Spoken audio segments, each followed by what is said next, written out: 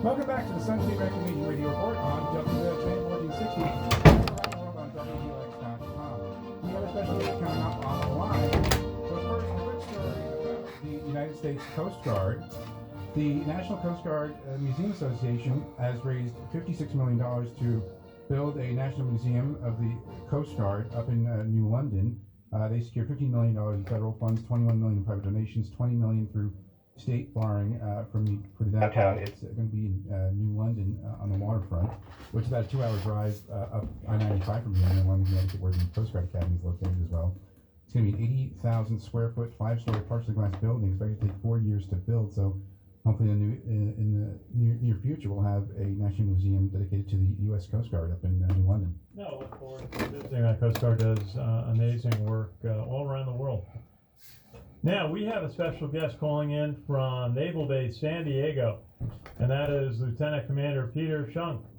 Commander, how are you today? Hey, I'm doing well. Morning, Ken. Good to be here. Hey, thanks for taking a couple of minutes to talk with us and tell us about the important work being done at the Naval Surface Mine Warfighting Developing Center. Tell us a little bit about the overall organization. It sounds like you've got a number of important warfighting capabilities that are in the organization there. We do. So yeah, as you mentioned, we're a warfighting development center. We were stood up in 2015, kind of in recognition of the new era of competition in the maritime domain. You've heard the president and political leadership talk about the reemergence of great power competition. So we've been stood up to provide the surface fleet and other communities with advanced tactical training, doctrine and tactical guidance development. So we promulgate written tactical guidance, operational support for various missions, and then we do assessments on future and developing technologies and how they can be implemented into the fleet. Well, very good. Now, one of the things that we've been looking at certainly is the importance of being able to defend U.S. naval ships in different areas of the world. Now, one of the areas I know that you're working on and studying and developing tactics for is the fight against mines, which are still a threat to U.S. ships. What can you tell us about the importance of defending against mine warfare? Yeah, so mines are definitely a viable threat that we need to be concerned with. We address it. The best way to address mines is through a multi-pronged effort. So we use intelligence, we use overhead surveillance, sonar, a variety of different sensors to attack it from multiple fronts, because just one ship looking for a mine is a very difficult task. No, absolutely. I understand it's a key concern in the Persian Gulf area. And is that something that's really, when you talk about, the Navy likes to talk about littoral combat now, and they have the littoral combat ships that are basically in shallower waters, not the blue ocean Navy. Is that something where mines tend to be the key threat? Yeah, mines would definitely be more of a threat in the littorals, shallower water, not so much of a threat as we get into deeper, or what we refer to as blue water. Sure. Now, another key area, obviously, we talk about the Navy's building up its fleet of submarines with the Virginia class being built up, and the Columbia class coming down the road. Just go to the other room. See you at Anti-submarine warfare. What are some of the key elements to that part of the Navy? I remember when they used the old World War II Essex class aircraft carriers for anti-submarine warfare, but now it's a much different activity. What are some of the keys there? So the foundation of anti-submarine warfare is being familiar with the environment.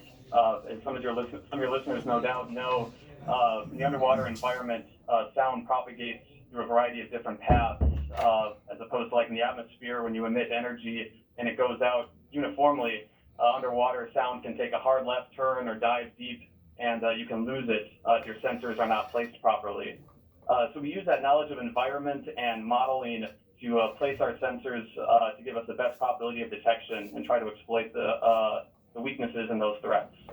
Yeah, one of the things I read in the Navy trade press is the concern about diesel submarines that some adversaries are purchasing and operating, that they're relatively quiet, although they can't stay submerged that long. What do you see as diesel submarines as being a continuing threat? So diesel submarines, going back to what you mentioned about the littorals, they're a threat that go hand in hand with that environment. Diesels are very quiet, like you said, but they are also limited in range. And going back to how we address mines, it's similar with submarines in that we use a multi-pronged effort.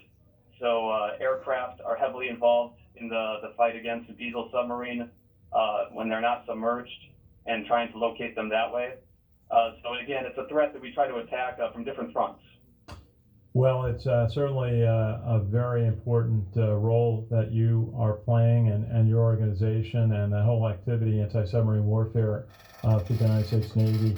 Tell us a little bit, what is the overall activity scope? I mean, it sounds like you have a combination of classroom, your training, and you're developing new tactics, but then you also have operational activity. You were mentioning setting up some operations coming up. Tell us a little bit about what it's like at your school, and then also the operations that are part of it. Sure. So in the schoolhouse, so every warfare tactics instructor goes through a course of instruction that's anywhere from 12 to about 17 weeks of classroom instruction focusing on their warfare area. And then those graduates go into different departments. Some graduates stay in the classroom and teach future generations of WTIs. And then some go out to the fleet and do this operational support. And we have a whole system in place where if the support is requested through a fleet commander or a commanding officer of a unit or a commodore of a squadron, they request assistance from us, and we go out and we'll provide training to the watchstanders, mentorship, and just try to help them be more lethal in the fight.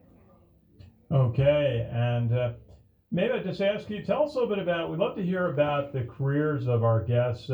I understand you're a graduate of the Navy ROTC program at Marquette out of Wisconsin. Tell us a little bit about why you decided to go into the Navy ROTC and some of the steps in your career path so far. Oh, sure. Yeah, so going into the Navy, wanted to be in the military from a young age. A little bit of fate and circumstance drove me toward the Navy, but it was an opportunity to stay out of a cubicle, get out and see the world, and obviously serve my country, which has been an honor, and working with some really high-quality people, some of the best America has to offer. And yeah, moving on from that, I've been stationed all over the world, San Diego, Bahrain, Germany, the East Coast of the United States as well, and Newport, Rhode Island, and just had the opportunity to see and experience a lot of different things. Absolutely. One question I should have asked you earlier is, who are the sailors and the officers that attend this program at the Naval Surface and Mine Warfighting Development Center? Is it a combination of officers and NCOs? It is not actually at this point. There is discussion about developing a senior enlisted or NCO program later on, but currently it's just officers. They need to have at least one sea tour, so about 2 years on a ship under their belt before they begin the program.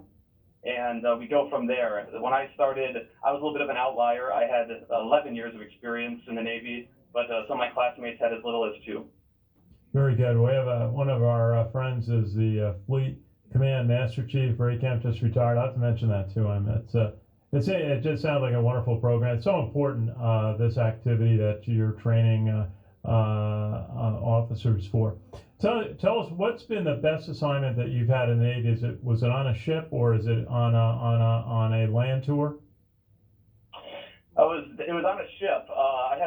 I was fortunate enough to do an exchange tour with the German Navy. So I was a U.S. officer with the personnel exchange program, and I was actually stationed on a German mine hunter for 2 years out of Kiel, Germany.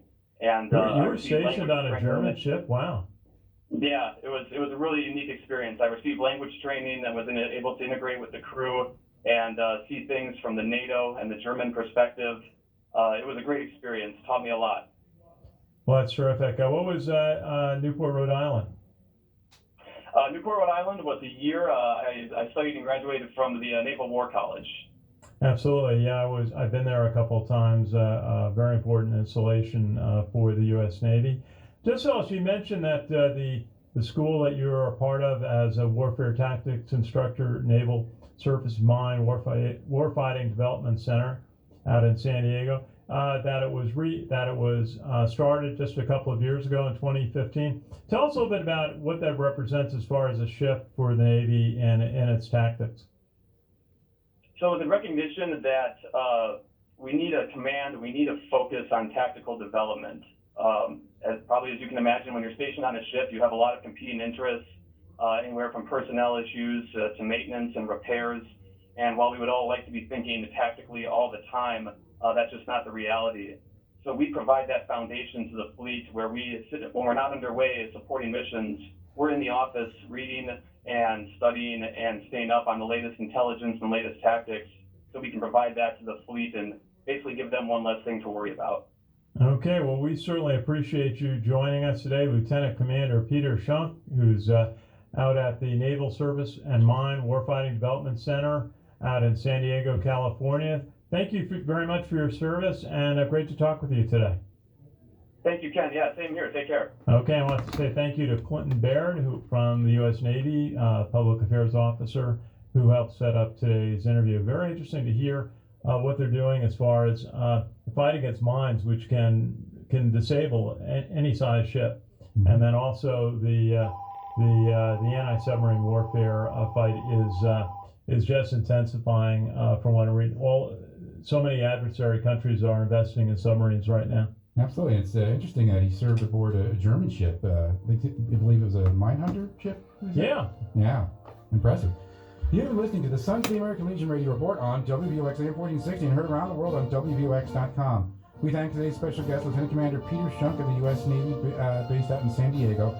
Remember to check out our Facebook pages, Sons of the American Legion Radio, West Point Football Report, and our Sea Sources page. And until next week, remember to thank a veteran.